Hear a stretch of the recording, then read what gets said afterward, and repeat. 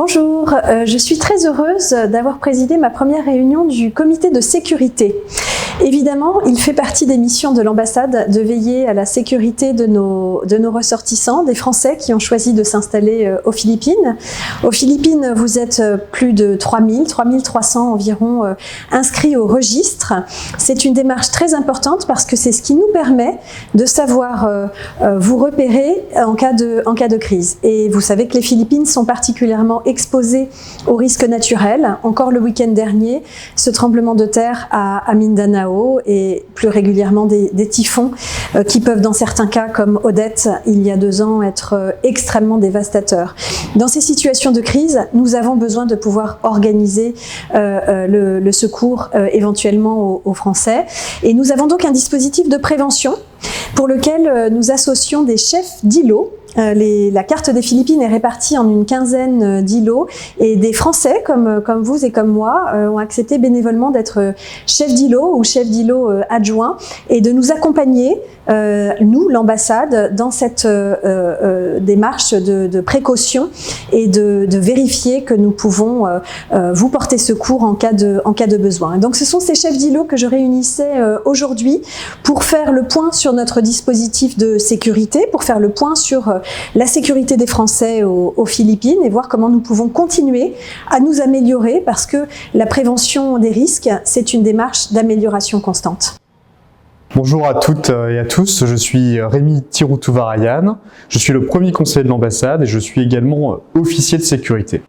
Aujourd'hui est une journée importante puisque nous réunissons le comité de sécurité avec les chefs d'îlot et les adjoints des chefs d'îlot. Et l'objectif de la réunion aujourd'hui est d'abord de faire un point sur la sécurité des ressortissants français et également de faire un point sur toutes les actions que nous avons mises en œuvre depuis plus d'1 an maintenant, qu'il s'agisse du déploiement d'un réseau de communication autonome, mais également la fourniture et l'envoi de stocks de sécurité en cas de crise majeure. L'objectif de cette réunion est donc de nous préparer au mieux à l'arrivée d'une crise et de le faire en relation avec les chefs d'îlot et les adjoints des chefs d'îlot qui sont sur le terrain au plus proche de nos concitoyens. Bonjour, je m'appelle Ronan Mage, je suis vice-chef d'îlot au chef d'îlot adjoint pour l'îlot de Makati. Mon rôle en tant que chef d'îlot, c'est d'être le relais de l'ambassade pour la communauté des Français qui sont dans mon îlot. De notre îlot.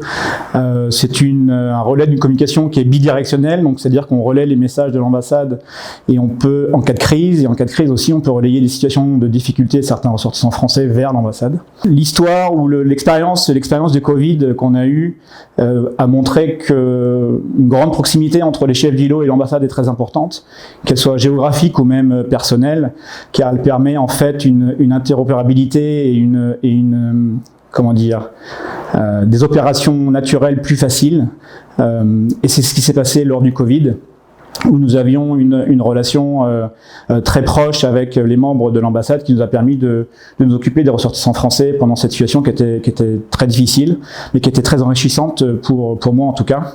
Voilà, le rôle du chef d'îlot, il est vraiment limité à la situation de crise. Donc on est vraiment un membre de la cellule de crise de l'ambassade et notre responsabilité s'arrête là. C'est-à-dire que on ne va pas au-delà, on n'a pas de fonction administrative ni autre.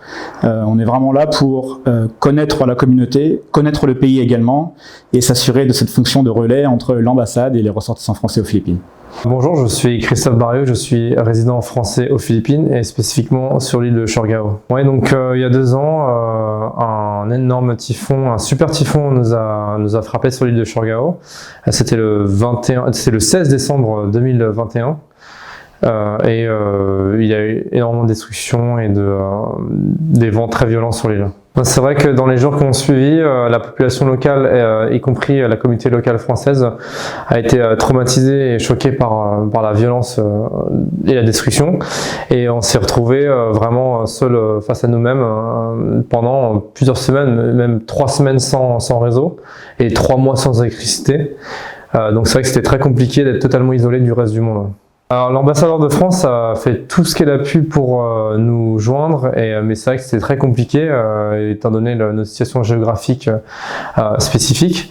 Elle a réussi à nous joindre par hélicoptère, mais c'est vrai que en termes de communication, on n'a pas pu communiquer. Donc depuis cet événement, la nouvelle ambassadrice a pris en compte nos retours du terrain et on a pu créer ensemble le poste de adjoint chef d'îlot spécifiquement dédié pour l'île de Surigao. Et donc c'est le poste que j'occupe aujourd'hui. Si je devais passer un message pour les résidents aux Philippines de manière générale, c'est de vraiment s'inscrire au plus vite sur le registre des Français à l'étranger, de télécharger l'application Fil d'Ariane ou de se signaler à l'ambassade. C'est vraiment important et primordial pour l'ambassade en cas de crise de savoir combien de Français on est à un endroit de crise, aussi et qui ils sont et comment nous contacter. C'est vraiment le seul moyen pour qu'on puisse recevoir une aide pertinente en cas de crise. Merci beaucoup d'avoir écouté cette petite vidéo d'introduction à la mission de sécurité de l'ambassade et d'introduction aussi au rôle de nos chefs d'îlot. N'hésitez pas à continuer à nous suivre, c'est très important de vous inscrire sur le registre des Français de l'étranger. Je donne rendez-vous dans un an au comité de sécurité. Évidemment, d'ici là, il est possible que les événements et les catastrophes naturelles touchent nos îles et nous essaierons, comme toujours, d'être prêts à faire face. À bientôt!